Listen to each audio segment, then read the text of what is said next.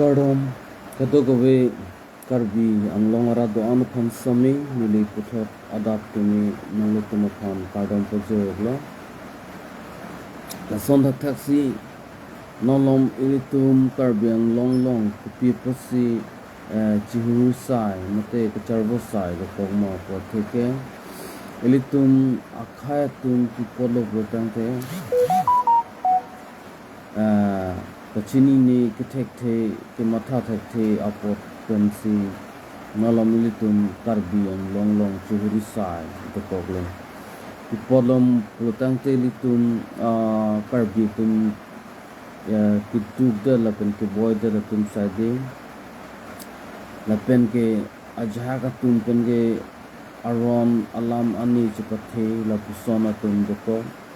aning ke hang akar I la puson doko kona joksi ilitum akhai bang ke non api ong cheplang no ong lo vir ong lo ilitum karbi akhai jan si ilitum khai si bet si non bang ke aok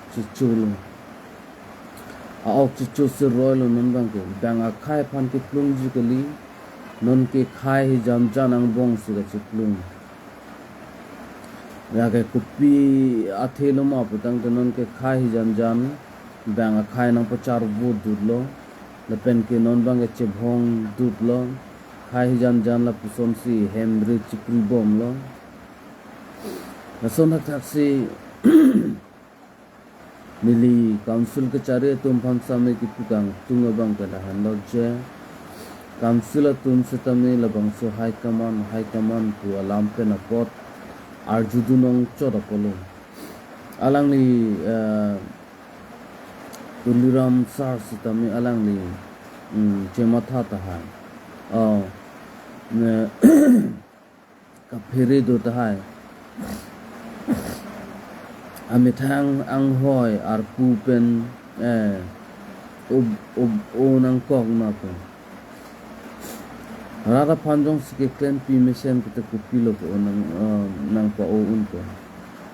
lake cm himonto biswas tamil lake akamar pu pen nang than pe ni la an ka phere a phong tanare nang ni na pen ke alam sami un plotangte hai kaman alam sami right do plotangte hilidun veg nang ko lobangte alam sami hilidun de pen alam kar julok lo plotangte elitu makhai bangke api ong hene ong vir ong phalang no ong ko no phi bangke elitum karbiang long stami elitum men stami avde thang jang ko report plotangte elitum Pachini neta lead par kilu ilitum akhai aprang hako ko son kilu son taksi non ponta ilitum akhai ilitum arleng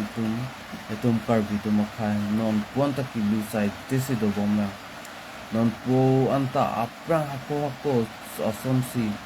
hor okchu aning arong bohong kilun kitan lahai se ning hang rong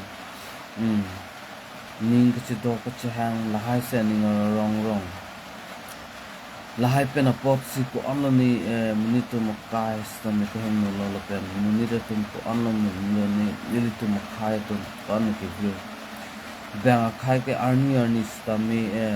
therere therak re pen bang akem op kachu ven dun pen dang lo hithi ko lada long ke do dun lapen ge thela ka chong loi dun lo puson si ilitum bang khai tom han ke thekla ka phere ka thara ka be penam thanga pok chipang krang te bon sam ilitum khai bang ke ka phere ka thara ke do pok na jo bang long chi hang tap churam tap lapen ke plang kari pena jog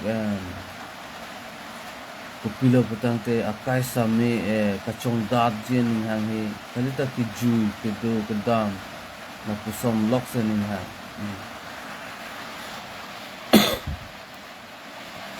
lapen ke ilitu makhai tom han ke ko ane bang elang rem rob maso lambang e chini ni bang khai bang ke arni stami ke pilok tang te chingthur pon bom lo stami ili to khai bang ke arni stami vir pon bom lo na hok pon bom lo upisili to makhai non ke dolang arleng pimara tum same bang khai along dum lablo ki dum si ong lo la som si theklong lo khai phan cherai thi khai phan karjap thi mate khai phan ke do thil klong bang ke non bang ke awdele khai phan ka song bang awdele non chelang dam plotang te ili tum kam silong bang ke aprang kon samini li than tang lo MSc jong si dulo plotang te EM ang hoi same mo ke tek nang ko lapen ke CM ang hoi same bang khai phan same tek nang ko lapen ke MP sitame ili tum mo bang kapra khai phan same tek nang ko kupio polo plotang te la ke ili tum arleng tum council kichari tum ki leader apolo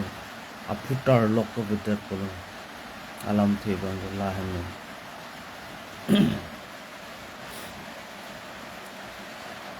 ilitum chelang dam lo nang kuma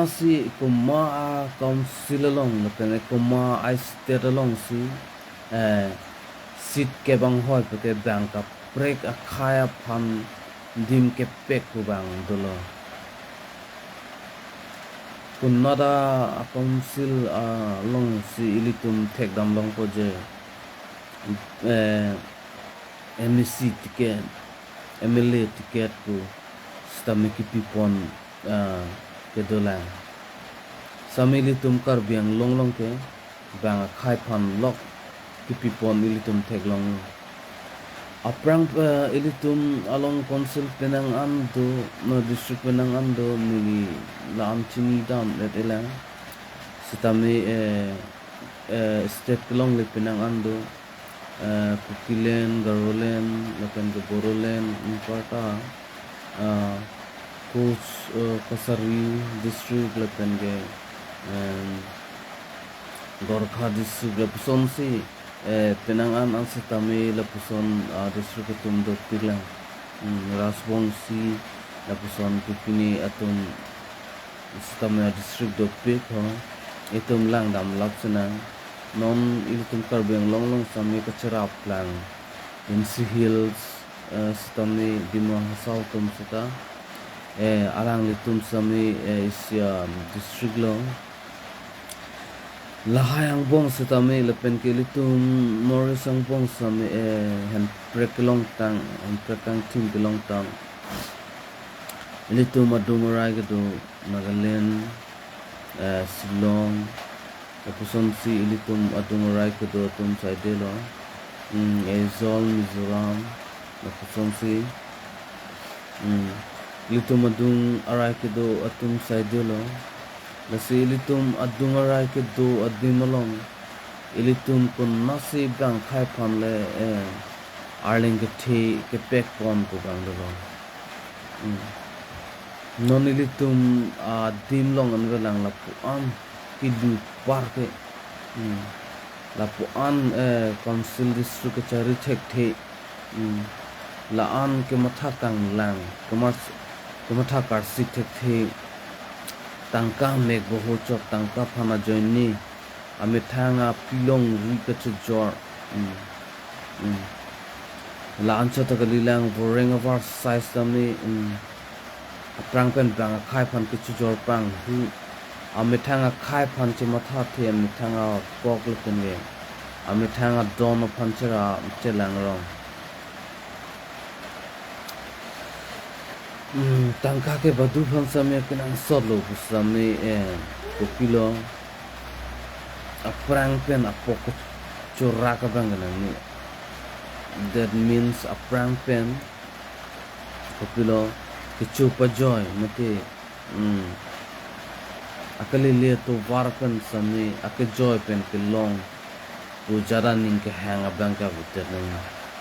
ili methanga ria keng pen charger thi pen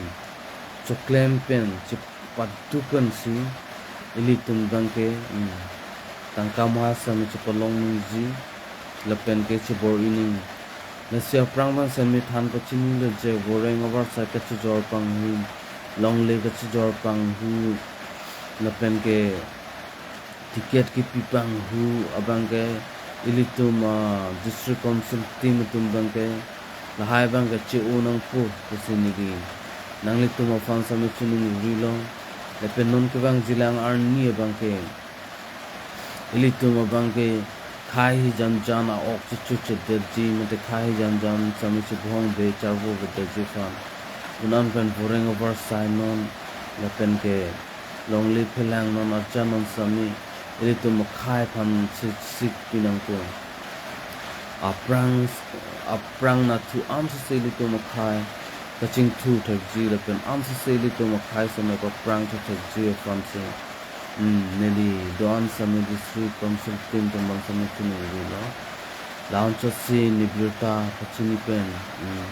lambang ton topo lepen ke mo arn kaprek alam pen sami amsi ilitum chingke chathanam bom na lahan lo neli ro Pachini nang je kanang sot alam bang ke je bang district lepen bang stelong sami sit ke bang ho stamin bang khai khan ki pipon ave la pen ilitum karbi khai khan si bang adim bang state bang along sami ilitum phan arleng ke thinang pek pipon ave boreng over senang pipon ave asi mithang adim mithang akhai mithang adim klong long bang ke arnam nang pi adim pot ilitum ladak bang ke mithang khai phan se ke chilang je dim se mithang khai phan le chilang cholona sini Deuta Pachini pen lam ram chasi infani popo kurang tu kadok ka kabyang rong anak khan ni kan pardon ko jero